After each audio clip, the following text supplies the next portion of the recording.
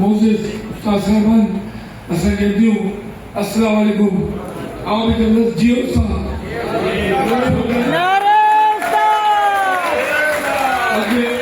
अगर आप जो कमर में सही कोने या असेंबली फ्लोर पे चले निकल आए लोग तो मुझे इतने अचल में आए थे प्रेम में चुको किरदार है हेड़े उस्ताद जो हो ऐं उस्ताद ने जेकर इतने तो सारे दीन में भी हुआ है तो माँ भी ना कोई अगर के जो है तो उस्ताद जो है उस्ताद तमाम को लेकर आई आगा इन्हें ना वसूल से कम दस ते आज सब मेंबर साहब के बैठा है साजो की शफी सखियो साहब के बैठा है हाजी साहब जने भी मुझे वाले साहब एमपी हो गए अरे उनका ले बेटा हाजी साहब आवाज नहीं कौन पर निकले जने मुझे वाले साहब एमपी हो गए हाजी साहब जने भी अचल थियो दो हमेशा तकरीबन मेजॉरिटी पीटे ले हवाले के हाजी साहब ले दो और हाजी तो केडो मथे भरिए के खाइए से उस्ताद जो तू ते उस्ताद जो जे पर जी बिठो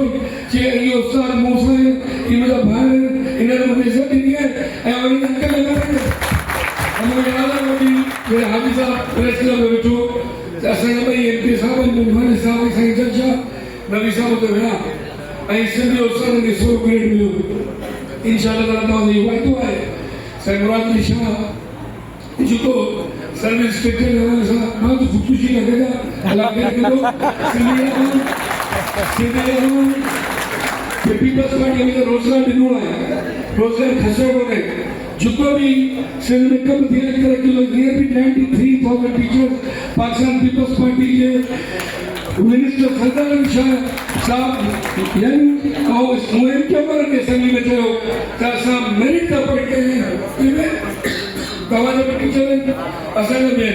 द पीपल्स पार्टी हेरा सा वसूल करते सब देखे कभी सिफारिश से वो टीचर अपॉइंटमेंट को छोड़ तो इंशाल्लाह पीपल्स पार्टी की क्या करना से उम्मीद है आई नो भाई अगर ये मसला हल न थियो और आज छवि सजेगे सिकंदर जतोई साहब के सैमुराद ने शब्द पूरा वठी लियो ऐसा केस जिको भी दोस्त मुझे जिले में के मुझे वाकई में उन्हें खबर है असा कोई एमपी सरदार असा भी मुझे कमिटमेंट ऑफिस तो हो गया और कमिटमेंट कब हुआ थे मुझे क्या अभी फरार का दूसरा बात खुश होके असा हर कैसे जल रहे हो असा मसला हल थी है इंशाल्लाह तवानी सुहल लाएगा सी बस तवानी की गुजारिश मुझे है नडे भाई ऐसे बात होती है तभी सब इंतजार चाहिए विदा 12 की क्यों पढ़ाई हो तो मेहरबानी करो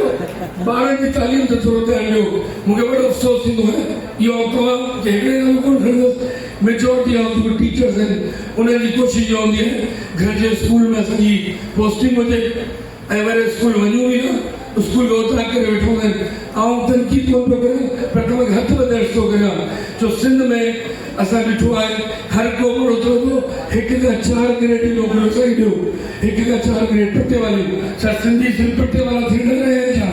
पंजाब में ऑफिसर भर्ती देता केपी के में देता बेपार देता अगर बार सब बजमू